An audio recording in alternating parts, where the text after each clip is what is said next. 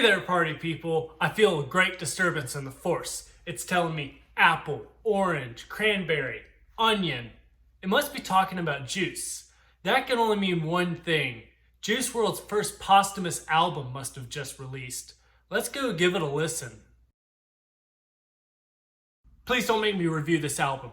I don't want to be clowned on. I don't want the bad comments. I don't want the dislikes.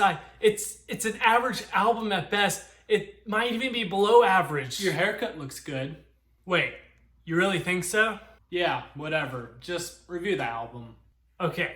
To tell the truth, this album is sort of a disappointment. Juice WRLD, also known as Jared Higgins, is the American rapper from Chicago, Illinois. He made it really big in the SoundCloud community. After signing with Grade A Productions, Juice WRLD reached mass amounts of commercial success with his first two releases, Goodbye and Good Riddance and Death Race for Love. But his biggest claim to fame was the song Lucid Dreams that reached plastic. Wait, no, not plastic, platinum. Wait, no, not platinum, it reached platinum 6 times! Look, the dude's popular. I'm gonna move on. Going into this record, Legends Never Die, I expected it to contain the same themes of his last two albums. Themes such as heartbreak, anxiety, and depression. But after he passed away from a seizure due to drug overdose, I expected that his family and Grade A Productions would not allow any form of theme of drug glorification whatsoever. Although there are a lot of drug references on this record, of course everyone's going to have their own opinions, but it feels a little awkward hearing him praise the things that he passed away from. With that said, that already makes me question the idea of a posthumous album. Do you release the tracks as is, or do you cut back on the themes that killed him? So going into this review, I want you as an audience to keep that in mind. Create and form your own perceptions of this album, but here are my perceptions of the album. The album opens up with this intro that has Juice WRLD talking about how issues of anxiety are way more important than him singing about heartbreak. So of course, going into this project, I was expecting him to speak more on the issues of anxiety and depression rather than the heartbreaks and drug abuses that he faces within his life. Of course, this could be absolutely the opposite of what he's going to talk about throughout the record. Conversations is the first song on the album, which I really enjoyed. But like I said at the beginning of the review, the drug themes are a little uncomfortable with him saying things such as numb the pain with Oxy and Dior. Lyrics like this is incredibly hard to process, especially with the context of his life and his death. The instrumentals are a little lackluster, especially with how simple the drum beat is, and not to mention that are pretty annoying and really repetitive. But the main focus is Juice WRLD on here, and he definitely stands out on this track. Titanic follows right after. It's probably not as enjoyable as Conversations, but it's still a very memorable song. The themes on it are consistent with the album so far, as Juice WRLD uses the Titanic as a metaphor for his sinking mental health. The instrumentals are dark to represent the hopelessness in his mind as he uses drugs to cope with his mental health. The next track is Bad Energy, which once again is a very memorable song that, who knew, matches the themes of the album so far. The chorus is good with how it slows down the whole song, but the verses are a little disappointing, especially when you think about how Juice WRLD is a very memorable freestyler, and this kind of feels pretty bland compared to his other songs. But it's not weak enough to make it a bad track. This is probably my favorite song on this album, and definitely one that I will continuously come back to. The next song is Righteous, and whose idea was it to put the best song right here and then go, you know what? Let's put the worst one right next to it. This is the worst Juice WRLD song I've ever heard in my life. The slow tempo does not fit him whatsoever, especially when he keeps the same drum beat he uses for practically every single song. I don't know if the chorus and title is supposed to be him referencing himself to Jesus, but even if so, there's no holy grail that can save this song. And if you've made it this far in the review, congratulations! You've reached that point of the record where all the songs sound the exact same. This was his biggest issue with his last two records, with both of them being close to an hour long when they shouldn't have been anywhere close to that. Especially when he's one of those artists that begins to feel really repetitive after just a few listens. The song Blood on My Jeans is one of the first flex songs on the album so far, but it's pretty weak. He still relies on the themes of glorifying drugs, but I mean, just check out these lyrics. If you feel on my there's a gun, not right there, just a little above. Tell Me You Love Me is the first song on here with a feature, including Trippie Redd. It's a nice vulnerable song with mentions of his drug addiction, which truly shows us as the audience how obsessed he was to drugs in general. The sort of offsetting drum beat is pretty interesting actually, and adds a breath of fresh air to the record so far. Hate the Other Side follows right after. It's sort of like if DJ Khaled produced this track because there are a lot of featured guests on it. So, Marshmello produced it, and it features Polo G and Kid Laroi.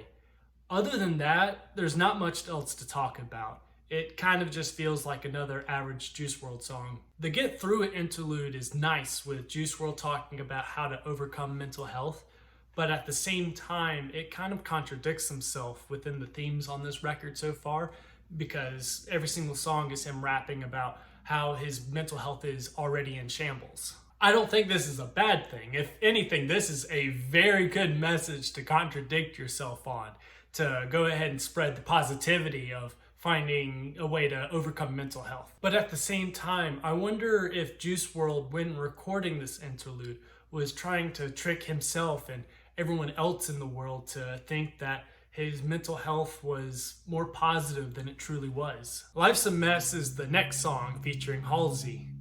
It's okay, it's pretty forgettable. I don't want to sound mean, but if you've heard a Juice WRLD song talking about heartbreak, chances are this is going to be exactly like that one, except with a mediocre Halsey feature. Come and Go featuring Marshmello is a standout song on this album for its incorporation of the genre dubstep. But I don't think this is a good standout. It's taking this genre and having just a really boring and generic version of it that makes the song a lot more bland. I feel like it doesn't fit Juice WRLD very well. Taking this genre known for producing a lot of hype with his lyrics that are incredibly depressing just sounds a little counterproductive. The interlude, The Man, the Myth, the Legend, is a nice commemoration to Juice WRLD's life, as rappers such as Travis Scott, Eminem, Young Thug, and countless others all praise Higgins. The last song, The Man of the Year, has this distorted electric guitar at the very beginning with a blasting drum beat that helps support and stabilize the song. Is it interesting? Yeah. Is it a little gimmicky? Also, yeah. It's not a bad song. I'm more likely to revisit it more times than the actual album. Alright, contestants, come on down to play the hit game, Make the Review Shorter.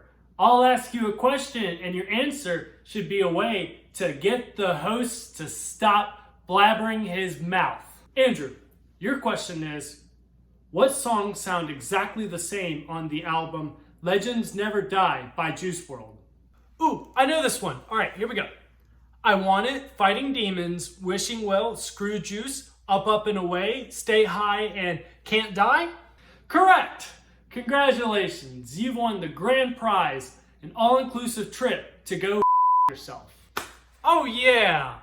Look, if you listen to this album and you can remember one of these songs, I'm gonna say that you deserve a full ride to at least one Ivy League school. They all sort of contain the same structure, themes of drugs and depression, a recycled trap beat, and a bland instrumental. I think they could have all been left off this album, and it probably would have actually increased the enjoyability of it, but instead it weighs down this record by another 19 unnecessary minutes. The unnecessary throwaway tracks on here is the biggest issue that I have with this project. And this is how it's been within all of his albums.